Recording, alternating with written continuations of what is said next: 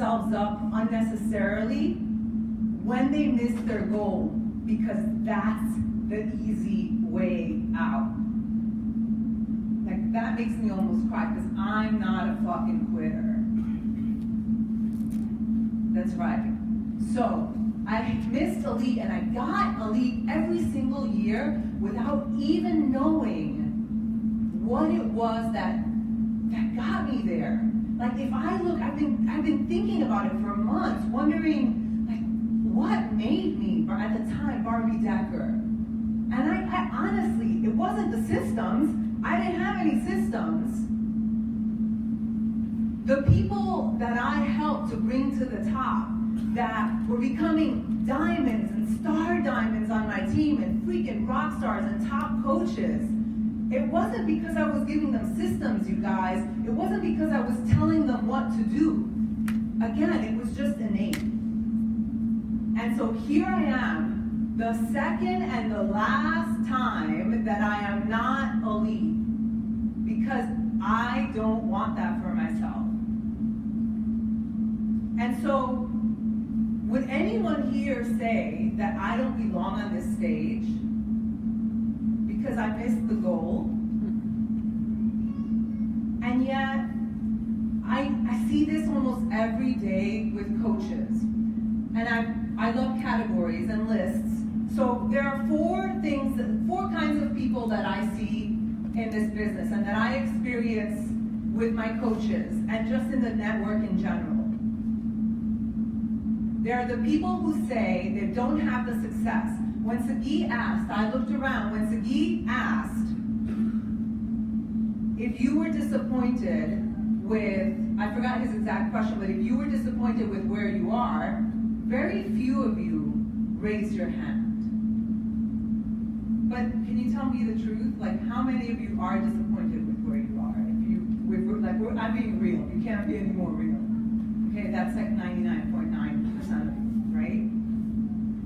So, and I am too. I am disappointed with where I am. So the kinds of people that I see, I suck, so I'm going to stop trying or I'm going to quit. Hi. That's my coach. And that's going to change. She's already changing that. Right? Can you relate to that? There must be something wrong with me. Right? Right. I'm not a good leader. Right. Right? You're wrong. I'm not a good leader. There's something wrong with me. People quit because I suck. Any one of those in that category? You suck? Okay. The second category is Taylor's mom. They suck. Right? So I fall into that too. Right? We blame other people. And it might be true. You might be attracting chickens. But that's not the solution. Right? A lot of people get stuck in, I'm trying. I want this thing. I want this thing so badly. I need this for my family. I hate my job. I love Beachbody, but nobody wants to buy a challenge pack. Shakeology's too expensive. They suck. They don't want to work. They're lazy. So you play this blaming game. Anyone else in that category? The third category of people, thank you for kind of being honest. You're like, you don't have to be, no, really, you don't have to be ashamed, because if I tell you the truth, and I am telling you the truth here, I've fallen in every one of these categories. Actually,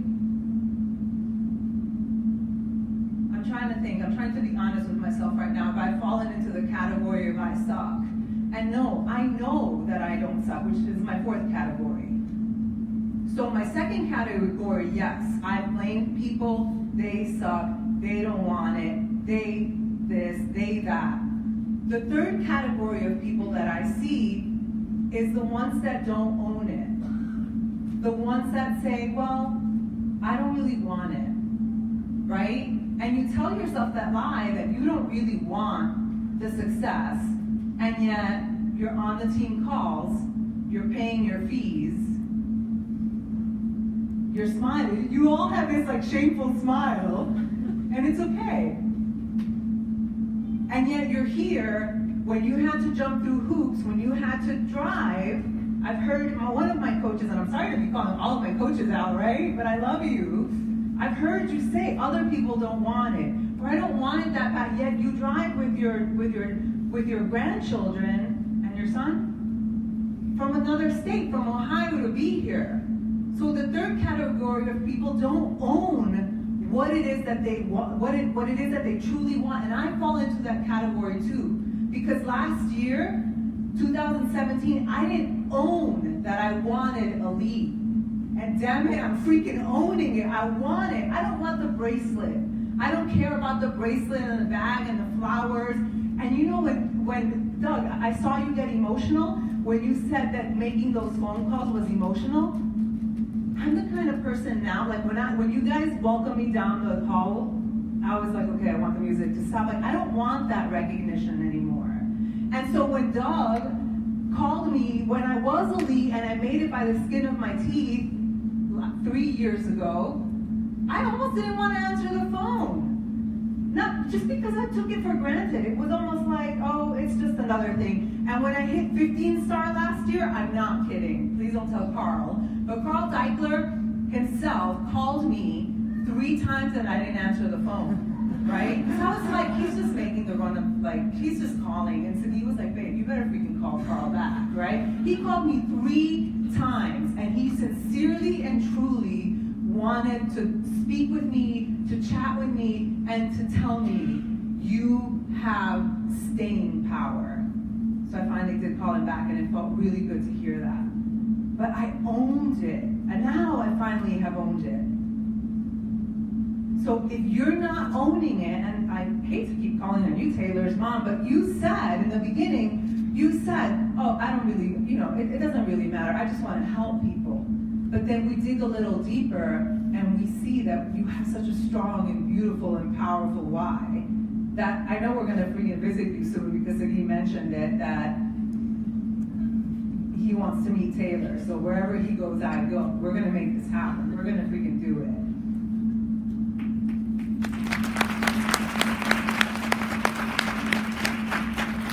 But if you want big things, like he owned that moment. Like, we have to own what it is that we want.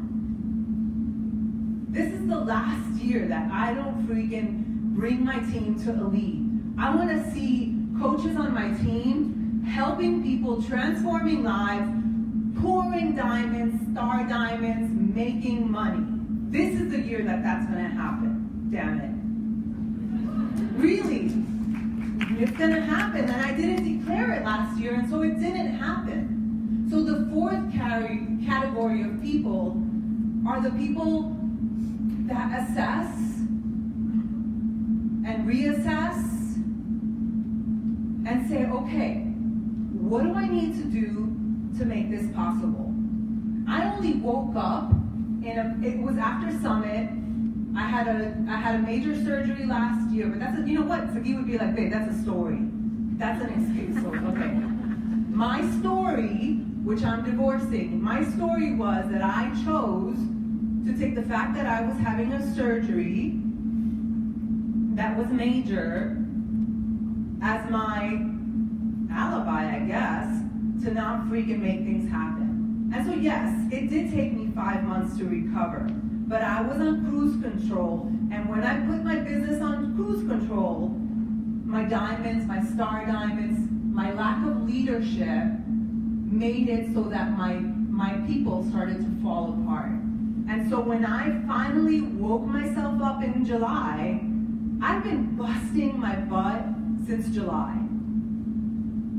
And I was unable to, really, I was unable to make a lead happen. And maybe I could have pushed 2 people to diamond because I had everything else. Maybe I could have pushed 2 people to diamond that I just didn't have the people that really wanted to make this work for them. And so maybe I could have pushed them, but it wouldn't have been for their reasons. It would have been for my own, and I'm not that person anymore. And for that, I'm proud. That's it. Thank you. To me, that's integrity. And so was it a year of failure? No, it wasn't. But this will be a different kind of year. And so, the fourth kind of person, and this is what I'm inviting you to become with me, is the person that figures it out. Some people, like Amber Bailey, which is the kind of person that I'm still that person, but I didn't know what was making me successful. I just was. It was natural, and it sounds crazy. For who does it sound, for who, whatever, does it sound crazy that you just kind of do it and then you just become elite, and you just become $1 million earner, and it just sort of happened? Like, it sounds crazy, right? But that's how it happened for me, and now that's not the way. The truth is that that's not the way that it's happening for me. I've had to comb my hair to get on Instagram because, no kidding, that's a whole separate training, right? I had to reinvent my social media, and I realized, like, I'm a hot freaking mess. Like, people want to be, they want to be part of something exciting. They want to be part of someone awesome. And I'm just always showing myself with a mop, you know, like my hair not combed, makeup all over my face from like 3 days ago, you know? So I revamped my social media, my Instagram. I learned new skills. Tony Robbins said, success is 80% psychology, 20% skill. I've got my psychology in check. I do personal development all day long. Really, I mean, throughout the day. I'm working on my skill, and now I finally realized, and we had a little powwow with our team, when they were doing the break, and what's missing is I've been a coach for 10 years, which is beautiful and amazing. I realized that we're not lacking, as I said, we're not lacking the tools, we're not lacking the systems, we're not lacking the leaders, we're not lacking the leadership. Yes. The leadership needs to be tweaked. And that's what we're lacking. And I didn't know Carl was going to talk about fun, but what we've been missing is fun. I've been cutting and pasting the same old graphics. Congratulations on hitting Success Club. Congratulations, you changed your life. Blah, blah, blah, blah, blah, blah. Just cutting and pasting. I read my own posts and I don't even get myself excited with it, right? So how am I going to raise anybody else's pulse? The speed of the leader is the speed of the pack, and so I have to change my own vibe. And I'm a super, believe it or not, I'm a super private person. I'll usually come to the events, and it's easy for me to hide behind my husband, right? Because he's the star. And I love it. Like, I love it. I love to take pictures. I love to have one-on-one conversations. But I did something different this event, which was I said, team huddle. I'm gonna choose one person, Lisa, who does, I don't even know who she is, and I said, you're gonna organize us, we're gonna take pictures, we're doing things differently. And so we huddled, it was like 20 something of us, and we took pictures, and I did something that I never do. What's my point with this? That you think that you have to change everything, that you're doing everything wrong, and you're not. You just have to tweak something. You can change that one thing now. So my one thing that I needed to change was, like, I need to be freaking alive with my team. I need to show them what leadership is. I need to not be dramatic and say, because I haven't been that way, but I need to not be dramatic and say, I'm such a failure. I don't belong to be on stage because I missed the lead 2 years in a row. Oh no, Doug, really, don't invite me to, no.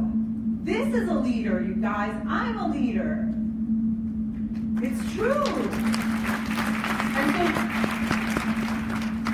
But be willing to change now, not tomorrow, not next week when you do a vision board, today. We took our pictures, we started posting, I came to see my coaches, I hugged you, I loved you, I freaking found you, I asked one to feed me, I posted the picture, I got hungry, I posted the pictures, I went into the Empire home base, I announced that's my team, I announced in the team that something different is coming, and this is what I'm inviting you to do to change now. To not say, I suck, they suck, but to say, this is where I am, this is what I want. I'm going to claim it. I'm going to own it. And I'm going to do what I need to do to make it happen. The road to my dreams start here. They start today.